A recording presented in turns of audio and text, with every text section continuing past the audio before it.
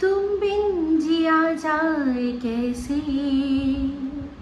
कैसे जिया जाए तुम बिन, सदियों से लंबी है रातें, सदियों से लंबे हुए दिन, आ जाओ लौट कर तुम, ये दिल कह रहा है, आ जाओ लौट कर तुम, ये दिल कह रहा है। वेलकम टू टॉक ঝাল মিষ্টি কি ইপসিতা। আমি ইপসিতা, এখানে নো গালাগালি, নো কিস্তি, অনলি মস্তি। তো আজকে ভিডিওর শুরুতে ইন্ট্রোডাকশানে এই গানটা কার জন্য গাইলাম বলুন তো? এই গানটা ডেডিকেট করলাম টিনকে। তো যদিও এখন ভিডিওটা টিনকে নিয়ে হচ্ছে না, ভিডিও হচ্ছে সন্দীপকে নিয়ে। তাও সন্দীপের কথা বলতে গেলে টিনকে টানতেই হয়। টিনের কথা বলতে গেলে যেরকম টিনের যারা ভালোবাসার মানুষরা সন্দীপকে টেনে রীতিমতো বেচে বেচে খেয়ে সন্দীপের নামকে বেচু বলে দিয়েছে, তাই না? তো এটাই হচ্ছে ব্যাপার। তো যাই হোক, এখন টিনের ভিডিও অবশ্যই দেখেছি, একটা দেখেছি, আর বাদ বাকি সব দেখবো, দেখে তারপর ভিডিও করব। কিন্তু চলে আসি সন্দীপের ভিডিও। তো সন্দীপের ভিডিও আজকে মারাত্মক একটা জিনিস হয়েছে, যেটা হচ্ছে গিয়ে দেখলাম, মানে আমি আগের দিনের ভিডিও আজকের ভিডিও সব একসাথে দেখেছি, তো সেই জন্যই আমি বলছি। সন্দীপের ভিডিওর মধ্যে দেখলাম শিলাদেবী কীরকমভাবে দুম করে পড়ে গেলেন, মানে হঠাৎ করে। তাও এরকম ব্যাপার নয় যে অচেনা রাস্তা, উবড়ো খেবড়ো রাস্তা, যেই সিঁড়ি দিয়ে উনি সবসময় ওঠানামা করেন, সেই সিঁড়িটায় কীরকমভাবে পড়ে গেলেন, মানে কতটা হয়তো আনমনা অন্যমনস্ক ছিলেন, বা হয়তো পিছলেও দিতে পারেন, কারণ ওদের ওই পুরো সিঁড়িটা অবধি টাইলস দিয়ে বাঁধানো। তো সেক্ষেত্রে যদি একটুও জল থাকে তাহলে কিন্তু পা পিছলে যেতেই পারে। কিন্তু যাই হোক, সেটা বুঝলাম যে যখন মানে ভিডিওর শেষের দিকে যখন আসলো, পাটা যখন দেখালো, তখন বুঝলাম। আমার মনে হয় ওনার বুড়ো আঙুলের যে পাশের আঙুলটা, সেটা ব্যান্ড হয়ে গেছিলো কোনোভাবে, আর সেটা কোনোভাবে ব্যান্ড হয়ে গিয়ে উনি সামলাতে না পেরে পুরো ওই আঙুলটার ওপরে ভর দিয়ে পুরো পড়ে ওই যে সিরিজ কাটিংগুলো আছে না, সেটার মধ্যে পায়ের ওই যেখানটা ফোলা দেখালেন সেখানটা মনে হয় লেগেছে, আর জোর লেগেছে। যেখানটায় সন্দীপ দেখাচ্ছিল না যে ছড়ে গেছে, পরবর্তীকালে দেখবেন ওই জায়গাটাই কিন্তু ফুলে পুরো, মানে কি বলবো, কলা গাছের মতো ফুলে গেছে, এতটা ফুলে গেছে। কি যে যন্ত্রণা হয়েছে ওনার, জানি না ওদের বাড়িতে কোনো স্প্রে আছে কি না, তবে আমার দেখে মনে হচ্ছিল একটু চুন হলুদ গরম করে লাগিয়ে দিলে আমার মনে হয় উনি আরাম পেতেন। তো বিভৎস লেগেছে, ভীষণ লেগেছে, কষ্ট পেয়েছেন। তবে হ্যাঁ, হাড় ভাঙেননি হয়তো, কারণ হাড় ভাঙার ব্যথা একটা অন্যই ব্যথা, সেই ব্যথা সহ্য করা যায় না। কারণ তাও দেখলাম যে ওনার মনের জোর কতটা, সেই ওই রকম ব্যথা নিয়েও দাঁড়িয়ে দাঁড়িয়ে চাউমিন তৈরি করছেন না, চাউমিনের হবে, কম্পিটিশান হবে। তো যাই হোক, চাউমিনের কম্পিটিশানটা এখনও আসেনি, আমি যতক্ষণে ভিডিও করছি আমি তখনও আমার চোখে পড়েনি, কিন্তু ব্লগটায় দেখলাম, তাতেই চাউমিনটা দেখে খুব সুন্দর লাগছিল। এবার বাবা আর ছেলে মিলে দুজনে মিলে যুক্তি করেছে ঠাম্মিকে হারাবে। তো বাবা আবার ছেলেকে বলছে যে না, প্রত্যেকবার এক চালাকি করলে হবে না, ঠাম্মি বুঝে যাবে, নিত্য নতুন চালাকি করতে হবে, হ্যাঁ একদম ঠিক। চালাক না করলে আজকে সন্দীপের যা অবস্থা, সেই রকম অবস্থায় কিন্তু সোনা বাবাকে হতে হবে। তো সন্দীপ যে এই জিনিসটা, মানে যা যা পুঁথিগত শিক্ষা দিচ্ছে, তার সাথে সাথে ছেলেটাকে যে এই চালাক চতুর হওয়ার শিক্ষাটা দিচ্ছে, আমি এটা দেখে সত্যি খুব খুশি। মানে চালাকি বলতে এমন চালাকি না যাতে অন্যের ক্ষতি হয়, কিন্তু এমন চালাকি যাতে নিজের সুবিধা হয়, নিজের ভালো হয়। আমাকে মানুষ ধুর বানানো বলে না, আজকে ডেটে না প্রত্যেকটা মানুষকে ধুর বানানোর চেষ্টা করে। সেই ধুর আমাকে যেন কেউ বানিয়ে না যেতে পারে, কেউ আমায় টুপি না পরাতে পারে, কেউ আমাকে ঠকাতে না পারে, সেই চালাক চতুর হওয়া দরকার। বাদবাকি অন্যের ক্ষতি করবো বলে ওরকম চালাকি করে আবার মহৎ কাজ করা যায় না। অবশ্যই সেই কথাটা আবারও বলবো, সুযোগ এসে গেছে, সেটা বলবো টিনের ভিডিওর মধ্যে। তো ওই ভিডিওর জন্য অপেক্ষা করুন। তো যাই হোক, আগের দিনের ভিডিওর মধ্যে দেখলাম সন্দীপ বলল যে তাহেরপুর থানায় যাওয়ার কথা ছিল, কিন্তু সেই তাহেরপুর থানায় আর যেতে হয়নি। সঙ্গীতাদি বারণ করে দিয়েছেন যে যেতে লাগবে না। তো উনি হয়তো উনি ফোনেও অনেক কিছু সামলে নিতে পারেন, হয়তো ফোনে বা নিজে গিয়েই সামলে নিয়েছেন, তাই জন্য আর ওকে আর কষ্ট করে যেতে হলো না। তো যাই হোক, সেটা একটা রিলিফের ব্যাপার। কিন্তু সন্দীপ এখন আর সেই রিলিফ চায় না, কারণ বলেই নিল যে আমার জীবনটাই এখন কি না এই কোর্ট কাছারি থানা পুলিশ এসব নিয়ে আমার জীবনটা কেটে যাবে। যেই জিনিসটা ও সবচেয়ে বেশি মনে হয় ভয় পেত, এখন ওই জিনিসটাই ওর জীবনে সবচেয়ে বেশিভাবে এসে বসেছে। একদম ঝাঁকিয়ে বসেছে। কথায় বলে না, যেখানে বাঘের ভয় সেখানেই সন্ধে হয়, তো একদমই তাই। ওর জীবনে এই কথাটা একদম যেন ফুলে গেছে। ও যে জিনিসগুলো ভয় পেত সেইগুলোতেই ওকে আরো বেশি বেশি করে ফেস করতে হচ্ছে। যেমন কিনা ও প্রচন্ডভাবে ইমেজ কনসিয়াস ছিল, খুব চিন্তা করতো। মানে কমেন্ট বক্সে যদি একটা নেগেটিভ এদিক থেকে ওদিক কমেন্ট আসে, আমি আগের কথা বলছি, যখন এইসব বিষয়গুলো আসেনি, যদি একটা থেকে দুটো নেগেটিভ কমেন্ট আসতো তাতেই ওরা খুব বিচলিত হয়ে পড়তো যে কেন এরকম ভাবে আসছে। আমার মনে আছে প্রথম যখন ওদের বাড়িতে কেউ এসেছিল, হঠাৎ করেই এসেছিল, তাদেরকে ওরা ঠিকমতো আপ্যায়ন করতে পারেনি। সব দর্শকরা ওদেরকে একদম খুব মানে যা তা ভাবে বলেছিল যে তোমরা এরকম কেন। তো তারপর দেখেছিলাম ওরা খুব সেটাতে বিচলিত হয়েছিল, আর দুজনে বসে এক্সপ্লেনও করেছিল যে আমরা অনেক করে চেষ্টা করেছি, কিন্তু ওনারা এত কম সময় নিয়ে এসছেন, ওনারা কিছুতেই থাকবে না, তাই জন্য আমাদের হাতের মধ্যে যেটা ছিল সাধ্যমতো বাগানের গাছে লেবু ছিল সেই দিয়ে শরবত করে দিয়েছি, ব্যাস এটুকুই করতে পেরেছি। ওনারা আমাদের কিছু করার সুযোগ দেয়নি। আর আমরা তো শহরে থাকি না, পাশাপাশি তো দোকান টোকান নেই, আমাদের একটুখানি সময় লাগে যেতে। তো তারপর পরবর্তীকালে কিন্তু সবাই সেটা বুঝেও নিয়েছিল। তো সেটাই হচ্ছে ব্যাপার। ওরা সবসময় দর্শকরা কি বললো, দর্শকরা কি চিন্তা করছে সেটা নিয়ে প্রচন্ড বেশি সন্দীপ বেশি চিন্তিত। সেই সন্দীপেই আজকে যখন সন্দীপকে দেখা যাচ্ছে যে কে কি বললো, কে কি করলো, আমার কোনো যায় আসে না, এরকম একটা ব্যাপার, কতটা তিতিবিরক্ত হলে হয়তো একটা মানুষের মধ্যে এই জিনিসটা আসে, এই পরোয়া ভাবটা আসে। এই যে রেবেল, লোকে আমি বলেছিলাম না রেবেল বা বিদ্রোহ, ও নিজেই বিদ্রোহ ঘোষণা করেছে। তো কার বিরুদ্ধে, কিসের বিরুদ্ধে, আমরা সবাই এখন আস্তে আস্তে বুঝতে পারছি। তো যাই হোক, যেটা বলছিলাম, তো সন্দীপের এই যে দেখুন, এখন একটা জিনিস দেখুন, সন্দীপের সম্পর্কে ভিডিও করতে গেলে একটা কথা এখন না বললেই নয়, যে একটা কল রেকর্ডিং আমাদের সামনে এসছে। সে যেভাবেই আসুক, সেটা ভালো হয়েছে, উচিত হয়েছে, অনুচিত হয়েছে, সেই গল্পে আমি যাবই না। যখন এসে গেছে তখন সেটা পাবলিক প্রপার্টি, সেই জন্য সেখান থেকে যা শুনেছি অবশ্যই সেটা নিয়ে আলোচনা করব।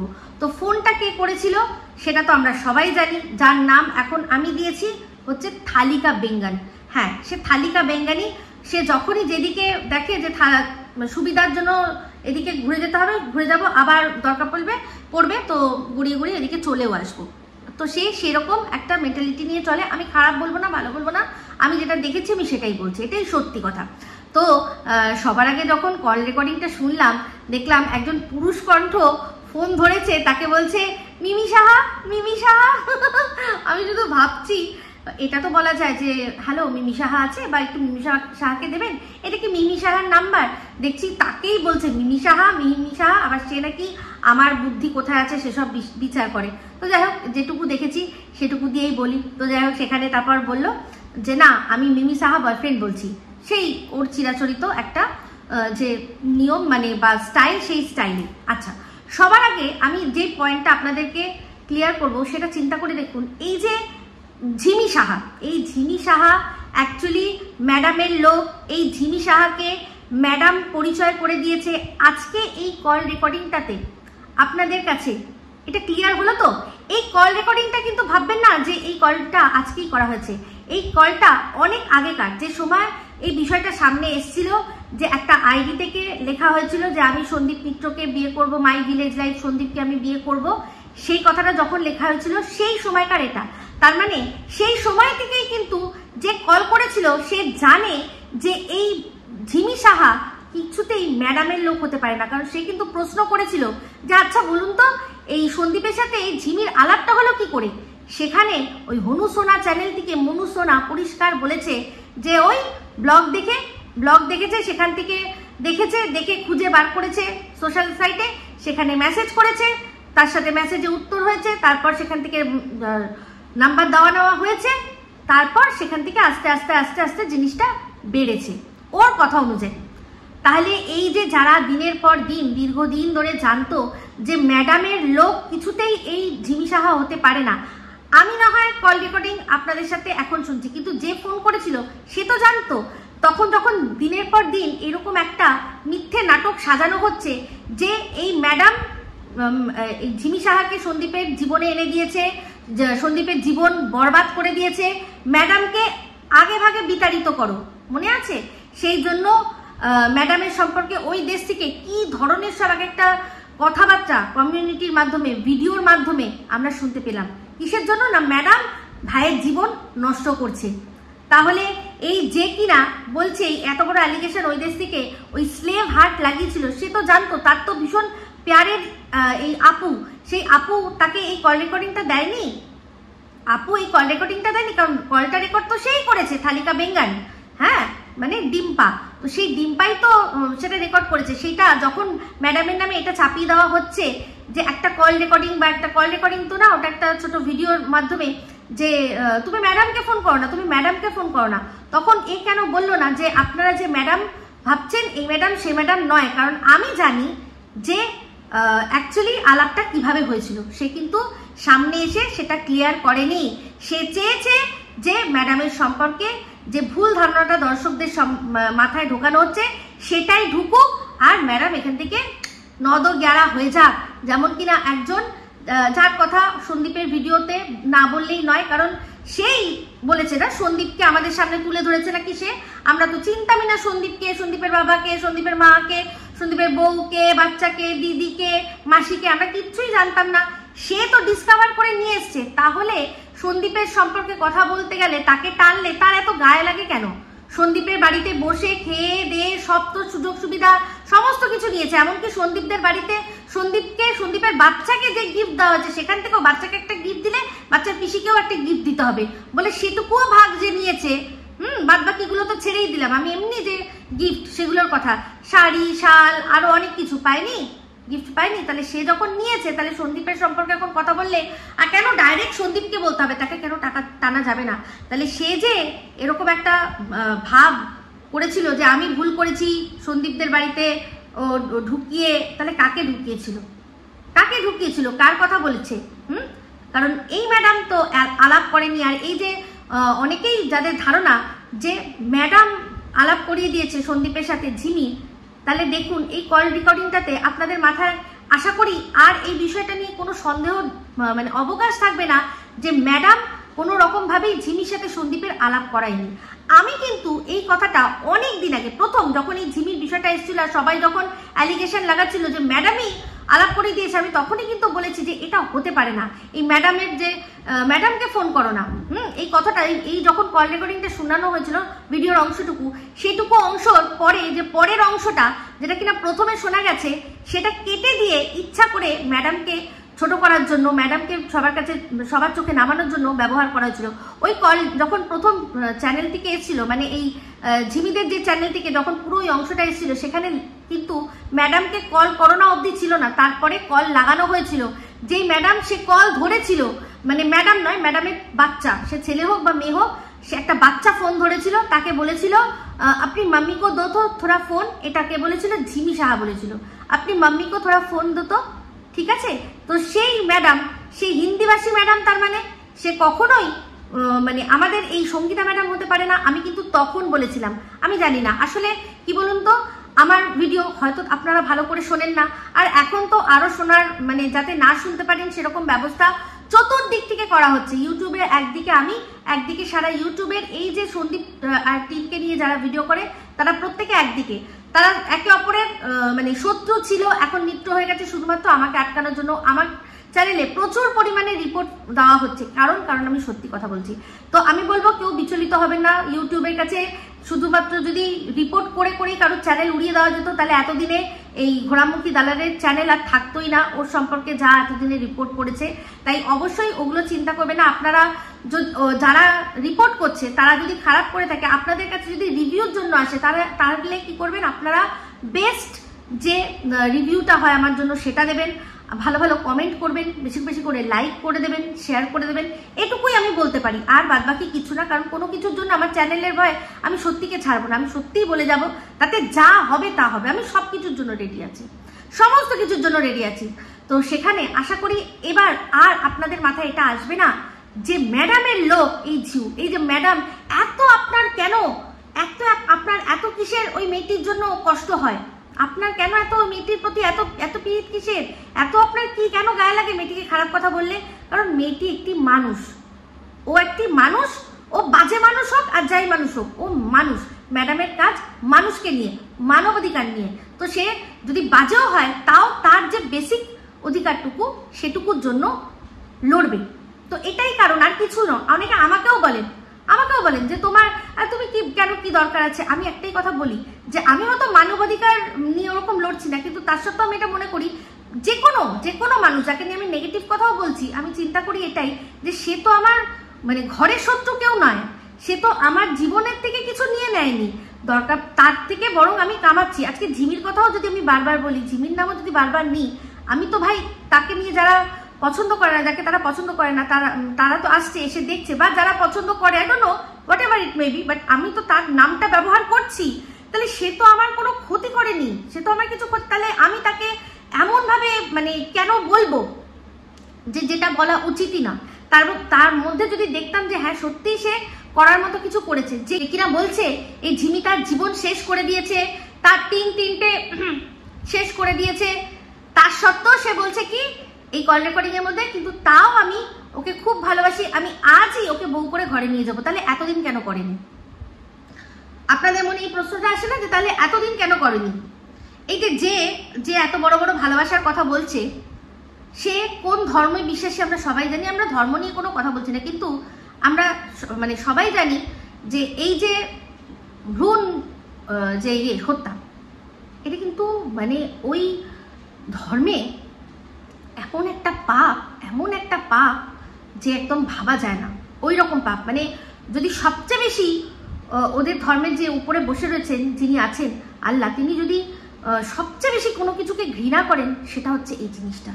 তাহলে যখন একবার হলো, চিন্তা করে দেখুন, প্রথম যখন হলো তখনই তো বলা উচিত ছিল যে না, আমি আর কোনোদিনও তোমার সাথে এই রকম সম্পর্ক করব না, কারণ তাহলে তুমি আগে আমাকে তাহলে বিয়ে করো, তারপর আমি তাহলে করব তোমার সাথে সম্পর্ক, তাই তো? তাহলে বুঝতেই পারছেন কি সম্পর্ক।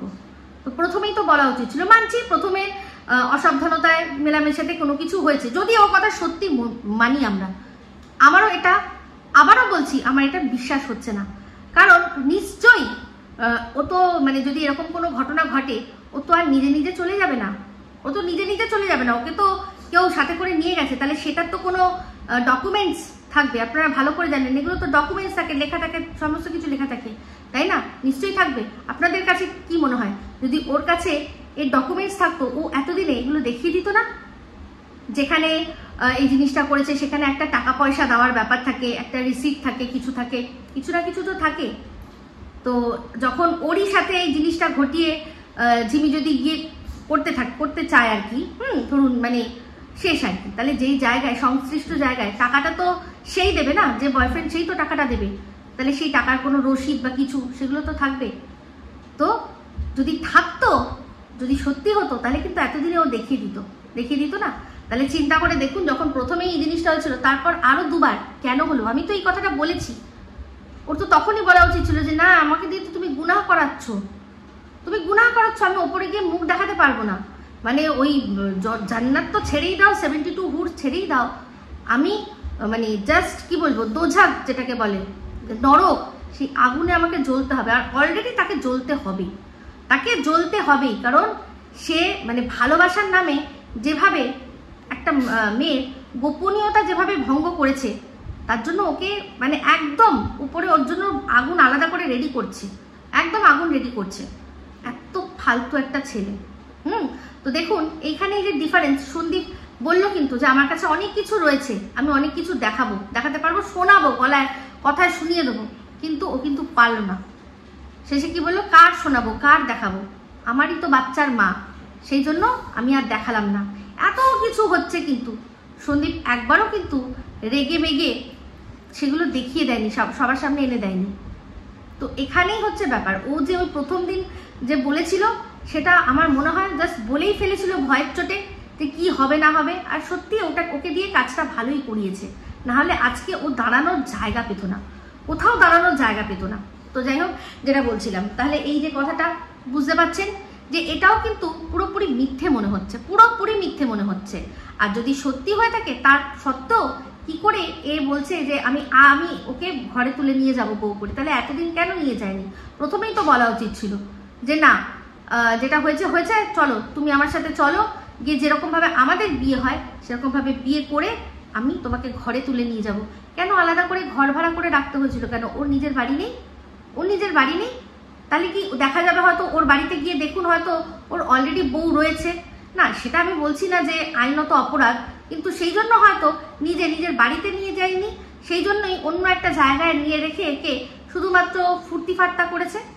এটাই তো, শুধু ফুর্তি ফাট্টা করেনি, তার মানে রীতিমতো গোপন গোপন জিনিসপত্র সমস্ত কিছু রেখে দিয়েছে সব ভিডিও করে। কতটা ক্রিমিনাল মাইন্ডেড হলে তবে গিয়ে একটা মানুষ এগুলো পারে করতে? কতটা ক্রিমিনাল মাইন্ডেড হলে যে এটা যদি কোনো কিছু হয় আমি তোমাকে দেখাবো, দেখিয়ে কি করব না, ওই যে কালো চিঠি পাঠাবো, কালো চিঠি পাঠাবো। তুমি যদি কোনোদিনও ব্যাগরবাই করো যে তোমার সাথে আমি সম্পর্ক রাখবো না বা কিছু, তাহলে এগুলো দেখিয়ে দেখিয়ে আমি তোমার ফায়দা লুটবো। এটা ভালোবাসা? এটা ভালোবাসা? তো যাই হোক, এবার চলে আসি। এই যে বললো যে ওই বাড়িতেই রয়েছে, ওই বাড়িতে, ও বললো আমি 100% শিওর ওই বাড়িতেই রয়েছে, কারণ ও একটা ছবি রেখেছিল সেই জন্য ও বলছে বাড়িতেই রয়েছে। তাহলে চিন্তা করে দেখুন, যখন এই কথাটা বললো, এই যে তারপর বললো যে ওর সন্দীপের সাথে কথা হয়েছে, তো এই কথাটার কথা কিন্তু সন্দীপ নিজে একবার বলেছিল যে কে কোন পাগল, তার গার্লফ্রেন্ড কোথাও চলে গেছে, সেই জন্য আমাকে ফোন করে করে ডিস্টার্ব করছে। আমি বলছি যে কোথায় কি আছে তো দেখ, গিয়ে কোথায় কি আছে এসে দেখ, আয় তুই এসে খুঁজে যা, বলেছিল না সন্দীপ? তাহলে ও বলছে কি করে এই কথাটা, যে আমাকে বলেছে যে থানায় দিয়ে দেবে। তো ওকে যদি, সন্দীপকে যদি বারবার করে হ্যারাস করে, তাহলে ও কি বলবে কি? এটা তো সন্দীপ ভিডিওর মধ্যেই বলেছিল যে তোর যদি মনে হয় যে তুই যেটা বলছিস ঠিক, তাহলে এসে যা, খুঁজে যা। আসলি না কেন খুঁজতে আসলি না কেন? সন্দীপের ঠিকানা পাওয়া তো কোনো বড় ব্যাপারই নয়, কোনো বড় ব্যাপার নয়, তাই না? আর সবচেয়ে বেশি মজা লাগে, আমি শুনছি যে আর কি ফোন করেছে তাকে বলছে যে আমি ওকে বারণ করেছিলাম ওই সব আলফালের সাথে কথা বলতে না, যখন ওই ঝিমি বলেছিল যে হ্যাঁ আমি একজনের সাথে আলাপ হয়েছে, আমার দাদা হয়, সে খুব বড় ইউটিউবার, তো তখন বলছে আমি তো বারণ করেছিলাম ওই সব আলফালের সাথে কথা বলতে। সন্দীপ আলফাল? তুই কে রে? তুই কে? সন্দীপের জন্য চারটে লোক তোকে চিনলো, নালে তো ওই তো যেখানে যে কাজ করতি সেইটুকুর মধ্যেই, তোর ওই কুয়োটার মধ্যেই তুই ছিলি। আজকে এত বড় জগৎ, এতগুলো মানুষ তোর নাম শুনছে, তোর মুখ দেখছে এই সন্দীপের জন্য, বুঝতে পেরেছিস? এই ঝিমিরও তাই আর তোরও তাই, ঝিমিরও তাই, ঝিমিকেও দুটো মানুষ চিনেছে সন্দীপের জন্য, আর তোকেও ওই ঝিমির ল্যাজ ধরে সন্দীপের জন্য, বুঝতে পেরেছিস? আলফাল বলছে, আলফাল। তো যাই হোক, তুই কি করে নিয়েছিস বল না? দাড়ি গোপ গজালি, তাও তো গার্লফ্রেন্ড রাখতে পারলি না। কি করতে পারলি? তিনটে হলো, কিন্তু তাও তো তাকে বউ করে নিতে পারলি না। তুই কি করতে পারলি? তোর কি জীবনের অ্যাচিভমেন্ট কি আছে? শুধু একটা মেয়েকে তার যে গোপন জিনিস সেগুলো লোকের কাছে দিয়ে তুই কি করছিস, যে দেশ থেকে আমাদের দেশে চট করে কিছু করা যাবে না সেখান থেকে একে তুই নোংরা করছিস, আবার বলছিস যে আমার কাছে ফিরে আসলে সেই নোংরাই কাচিয়ে নিয়ে আমি আবার চলে যাব। তোর বাড়িটা ডাস্টবিন না রে? তোর বাড়িটা ডাস্টবিন না রে হনুসোনা? অসভ্য কোথাকার একটা। তো যাই হোক, একটা জিনিস আবারও সন্দীপের ভিডিও থেকে পরিষ্কার হয়ে গেল। সেটা কি? সেটা হচ্ছে গিয়ে আমাদের সোনা বাবা কিন্তু কোনো ভূত পেতনিকে না সেদিন দেখেছিল, আর না ও ভূত পেতনিকে ভয় পায়, পরিষ্কার বলে দিল। তার কারণটা অবশ্যই বলছি, কিন্তু এবার চলে আসি যেটা বলছিলাম, সেটা হচ্ছে গিয়ে যে সন্দীপের তখন ও বললো বাড়িতে যে হ্যাঁ আসো, এসে দেখে যা, এসে খুঁজে যা। সেই সময় এই যে দিদি তখনও যার ভ্যানিটি ব্যাগ নিয়ে যাওয়ার মানে সে চলে যেত, সেখানে সে গিয়ে কি বললো যে আমি গিয়ে দেখে আসলাম, না ওরকম কেউ কিছু নেই, ওদের বাড়িতে ওরকম কিছু নেই। সবাই তখন বললো কি না ওদের বাড়িতে কিছু নেই, কিন্তু যারা আজকে বিরোধিতা করছে তখনও তারা কিন্তু বলছে না ওখানেই রয়েছে, তাই না? তো এইরকম ভাবেই চলতে থাকলো। তো এখানে কিন্তু আমরা কিন্তু পরিষ্কার বুঝতে পারছি একটা কথা, যে সন্দীপের বাড়ির যা পরিবেশ, সেখানে একটা মেয়েকে, এরকম একটা জলজ্যান্ত মেয়েকে কোনো রকম ভাবেই একটা রুমের মধ্যে লুকিয়ে রাখা যাবে না, কোনোভাবে লুকিয়ে রাখা যাবে না। সবচেয়ে বড় কথা, ওর ছোট বাচ্চাটা রয়েছে, ওর বাচ্চাটা ওদের পাড়ার প্রত্যেকের বাড়িতে ও এখন ঘোরে, একদম বেশ আমরা অনেকদিন থেকেই দেখছি। ওর ওই একটা তো বন্ধু ছিল যার নাম সবসময় বলে সেই বন্ধু, তাছাড়া আরো অনেক, ওর এখন প্রচুর বন্ধু বান্ধব হয়ে গেছে, ওর স্টাইলই চেঞ্জ হয়ে গেছে। সোনা বাবা একদম আবার যেন হুট করে কত বড় হয়ে গেছে, মানে সে একটা ব্যাপার এসে গেছে। দেখলাম চুলের স্টাইল এরকম করে এখন থেকে চুলের স্টাইল করছে। হ্যাঁ, ওর বাবা আবার বললো যে না বাবা এখন ওরকম করতে আর করো না। ও শুনবে না, ওকে বলে কোনো লাভ নেই, ওর স্টাইল আছে, ওর স্টাইল দেখার ভালো লাগছে স্টাইলটা। তো যাই হোক, সবার বাড়িতে যায়, সেখানে কেউ না কেউ ওকে প্রশ্ন করবে, কি কথা ওকে জিজ্ঞাসা করবে। ওদের কি প্রাণে ভয় নেই যে যদি সবাই জেনে যায়, সবাই মিলে যদি আসে, দেখি তোমাদের বাড়িতে কাকে লুকিয়ে রেখেছো, নাকি পেতনি আছে, তোমাদের নাকি বাড়িতে একটা পোষা পেতনি আছে। হ্যাঁ হ্যাঁ, পোষা আমাদের সোনা বাবা ভূত পেতনি সব পুষবে। কেন বলুন তো? ও তো মহাদেবের ভক্ত, জানেন না? মহাদেব যেখানে ভূত পেতনি, শ্মশানের ভূত পেতনির সাথে মহাদেবের বসবাস। আর মহাদেবকে যারা ভালোবাসে তাদের ভূত পেতনি নিয়ে সংসার করতেই হবে। তো আমাদের সোনা বাবা তো ভূত পেতনি নিয়েই সংসার, তার তো ভয় লাগবে না। ও বাড়িতেই ছোট্ট ভূত ছানা পুষবে, পেতনি ছানা পুষবে, সব পুষবে, মোমোদৈত্যি পুষবে। আপনারাও তো চিন্তা করবেন না, অত ভয় পাবেন না। তাহলে এই যে হঠাৎ করে বাচ্চাটা ভয় পেয়ে গেছে, হ্যাঁ, একটা যে তালতলা হয়েছিল, বুঝতেই পারছেন যে কিরকম ধরনের মানুষের ফেক প্রোপাগান্ডা তৈরি করে কোনো মানুষকে মেলাইন করার জন্য। তো যাই হোক, তাহলে সেই সময় যখন কথা হয়েছিল কি যে সিক্রেট রুম ওই বাড়িতে আছে, একদল বলছে আছে, একদল বলছে না নেই। সেখান থেকে হঠাৎ করে কি এমন হলো যার জন্য হ্যাঁ সিক্রেট রুম ওখানেই আছে, যারা প্রতিপক্ষরা বলছে সেটাই ঠিক। সেটা কখন?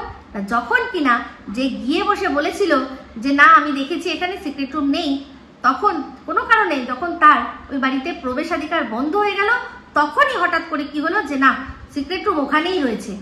সে মুখে বলতে পারছে না, আকার ইঙ্গিতে বলছে, আর ওই দেশ থেকে তখন থেকে বলা শুরু করা হলো যে হ্যাঁ সিক্রেট রুম ওখানেই রয়েছে। তার জন্য সেটাকে মানে সত্যি বলে প্রমাণ করার জন্য আগে পিছে সব ভিডিও থেকে এখন টেনে টেনে টেনে টেনে অনেক কিছু বার করা হচ্ছে। তো যাই হোক, এখন একটা সামনে এসছে, সেটা হচ্ছে কি সানগ্লাস। তো হ্যাঁ, আমি দেখে বুঝতে পারছি যে দুজনের সানগ্লাস একই রকম লাগছে, কিন্তু তার মানে এটা প্রমাণিত হয় যে ওরা দুজন বিবাহিত? এটা কি হয়? আমি তো এটাও বলছি যে হ্যাঁ হতেই পারে, যে যারা বলছে যে ওরা তারাপীঠে একসাথে গেছে, হতে পারে, কিন্তু তার মানে এই নয় যে ওরা বিবাহিত। একসাথে ঘুরতে ছ দিন আমরা তো ওপেনলি দেখেছি, 3 ফোকলার সাথে বাসের মধ্যে ঘুরছে, নাচছে, এমনকি নিজের মানে ভিডিওটা ফোকলার হাতে দিয়ে দিচ্ছে।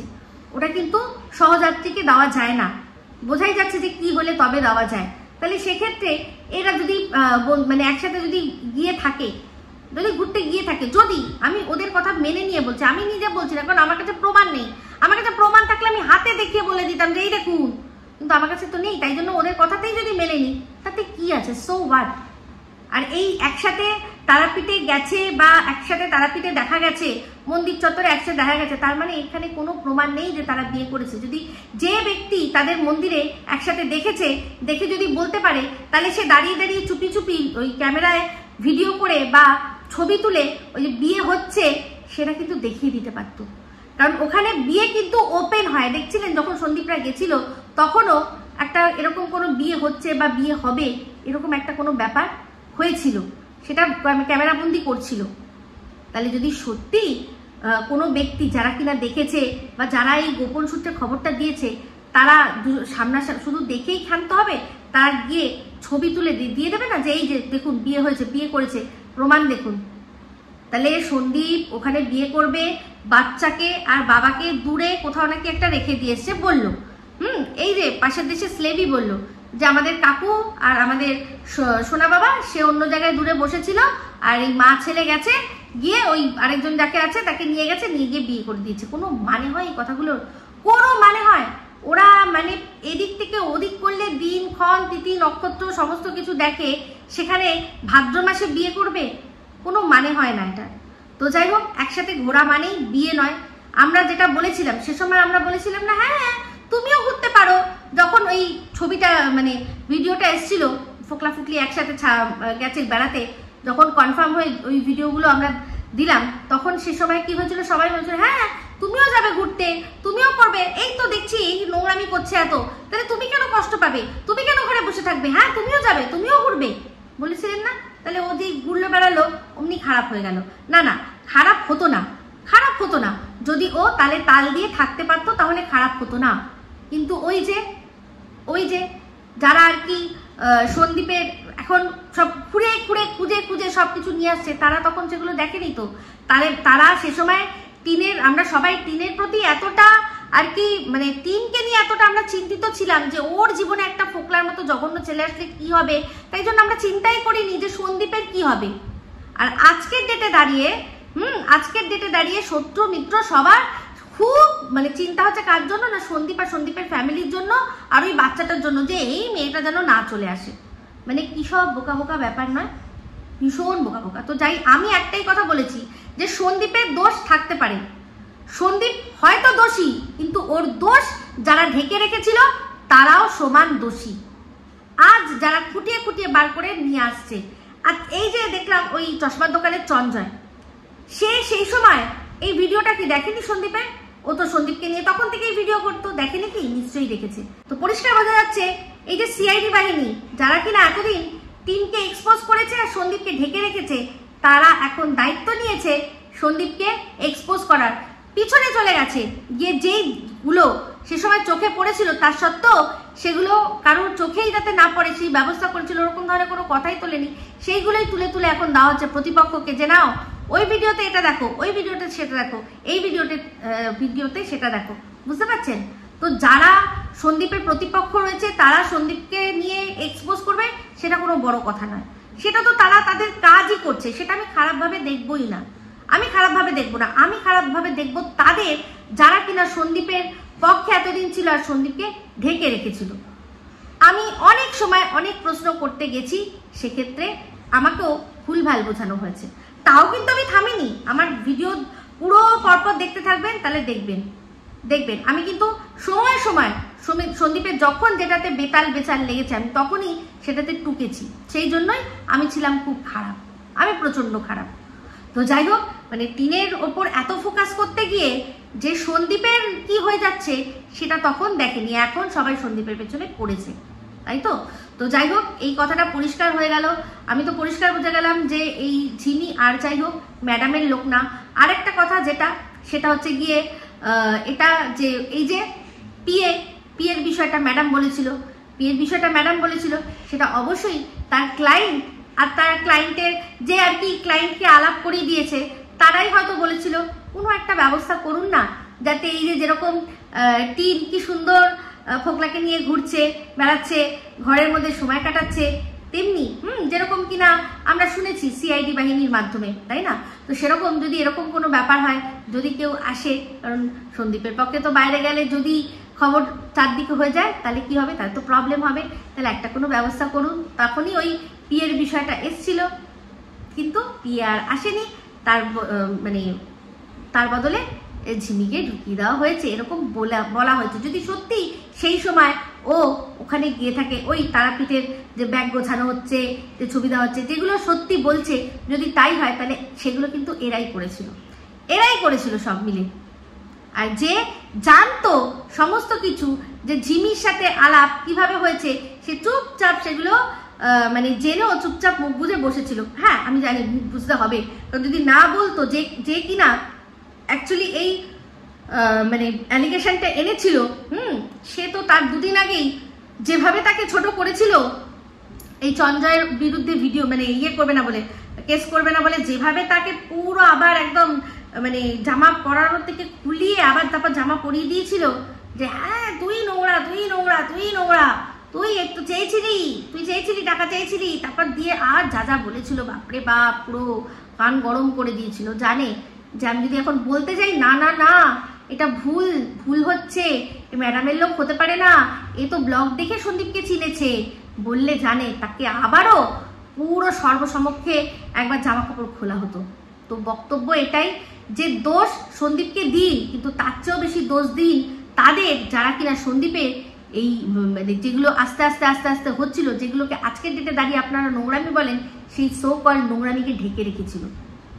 সো কল আজ ও বেপরোয়া, কিন্তু তখন ছিল না, তখনও কিন্তু ভয় পেত, নিজের মুখে বলেছে, স্বীকার করেছে, ওই ভাইও স্বীকার করেছে, দিদিও স্বীকার করেছে, দিদিও বলেছে ভাই আমাকে জমের মতো ভয় পায়, আর ভাইও বলেছে আমি কিন্তু খুব ভয় পাই দিদিকে, তো দিদির কথা অনুযায়ী ও মানে দিদির মানে ইশারা ছাড়া ও কারোর ফোন ধরে না, কারোর সাথে কথা বলে না, তাহলে এটা বলছেন যে দিদি জানতো না যে ও কার সাথে কথা বলছে না বলছে?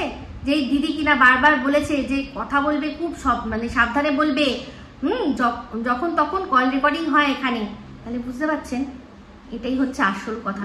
বলেছিলাম না যে এত দেরি কেন হলো, ঝিমিকে এক্সপোজ করতে দেরি হলো কেন? কারণ খুদ সিআইডি বাহিনী তো ঝিমিকে ঢেকে রেখেছিল। তাহলে এই যে সন্দীপের সম্পর্কে যে মিথ্যে কথাটা তখন ছড়ানো হলো যে সিক্রেট রুম ওইখানেই রয়েছে, মানে শুধু সন্দীপ তো নয়, সেখানে সন্দীপের বাবা মাও ছোট হলো, যে সন্দীপ যদি কোনো অন্যায় করেও থাকে ওর বাবা মা প্রশ্রয় দিচ্ছে। ছেলে মানে সে তো তারাপীঠে ঘুরতে যাওয়ার জন্য সে সেম করেছে। যদি ছেলে এখনই ডিভোর্স হয়নি তখন বাবা মাও বলতে পারতো যে না এখন একসাথে যাওয়ার দরকার নেই, একসাথে যাওয়ার দরকার নেই বলতে পারতো, কিন্তু বলেনি। তো যাই হোক তার এক্সপ্লেন করেছে। দেখলাম গতকালকে হচ্ছে গিয়ে এই যে মজুমদার, যে বাবা মা একটা সময়ের পর তারা বাবা মায়ের কিছু করার থাকে না, বাবা মায়ের কিছু করার থাকে না, মানছি বাবা মায়ের কিছু করার থাকে না, কিন্তু তা বলে কি হয়েছে যে মা এই যে মা ঢেকে রেখেছে, অনেকে বলছে মা ঢেকে রেখেছে, মা জানে তাও মা যে সন্দীপ বলেছে যে আমার সব কিছু আমি বেঁচে যাচ্ছি কারণ আমার মা আমার সাথে রয়েছে। তো অনেকেই সেটাতে যে মা কেন এরকম ভাবে করবে, মা কেন মানে বিরোধিতা করবে না। তো মা যেটুকু যা করার ঠিকই করেছে, মায়ের আমি যা দেখছি মা ঠিকই করেছে।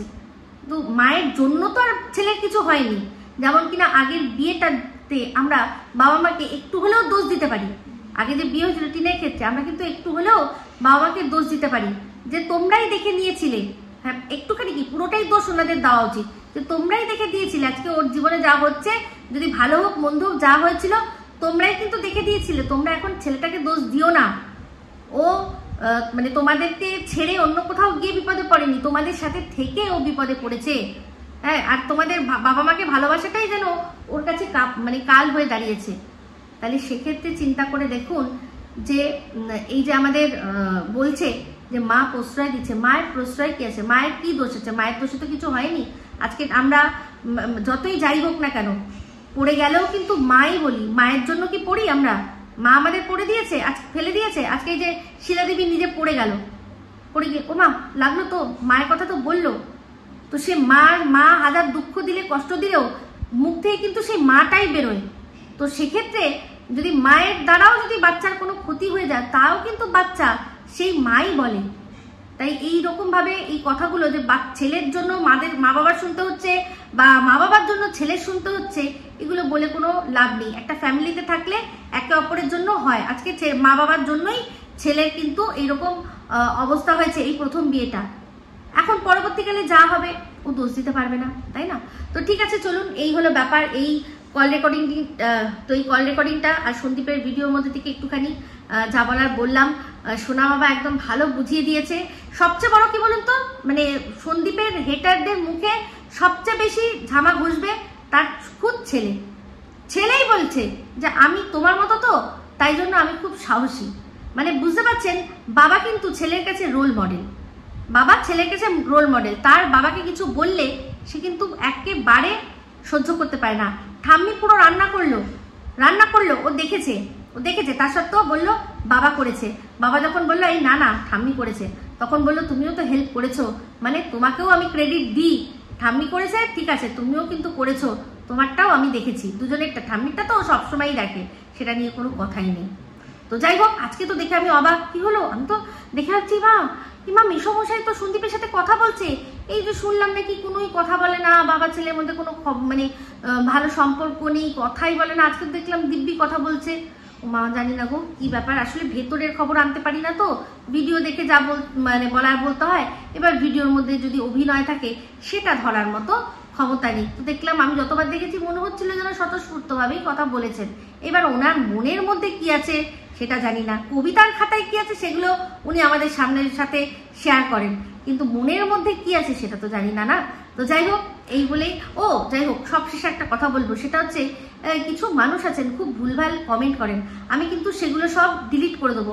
আজকে অবাক হয়ে যাবেন, একজন বলছে এরকম, আমি নাম কিছু বলতে চাই না, আমি রিমুভও করে দিয়েছি, কারণ এরা না চাই লাইমলাইটে আসতে। তো ভীষণ জঘন্য একটা কমেন্ট করেছে, তো সেটা আমি রিমুভ করে দিয়েছি। কে করেছে আমি তার নামও নিতে চাই না। এগুলো এই আইডিগুলো সব থাকেই হচ্ছে মানুষের কি বলবো, যাদের মানে মুখ থাকে আর মুখোশ আলাদা থাকে না, তারা এরকম ধরনের আইডি বানিয়ে কমেন্ট করে, ঠিক আছে। তো যাই হোক, সেই কমেন্টটা কি সেটা আমি নেক্সট টিনকে নিয়ে ভিডিও করব যখন, তখনই বলবো।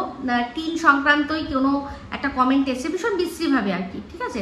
তো যাই হোক, এই বলে ভিডিওটা এখানে এন্ড করলাম। যদি ভালো লাগে তাহলে অবশ্যই লাইক শেয়ার কমেন্ট করতে বলবেন না। যারা চ্যানেলটা সাবস্ক্রাইব করেননি তারা সাবস্ক্রাইব করে নেবেন। সবাই ভালো থাকবেন, সুস্থ থাকবেন। আবার আসছি খুব শীঘ্রই নতুন ভিডিও নিয়ে।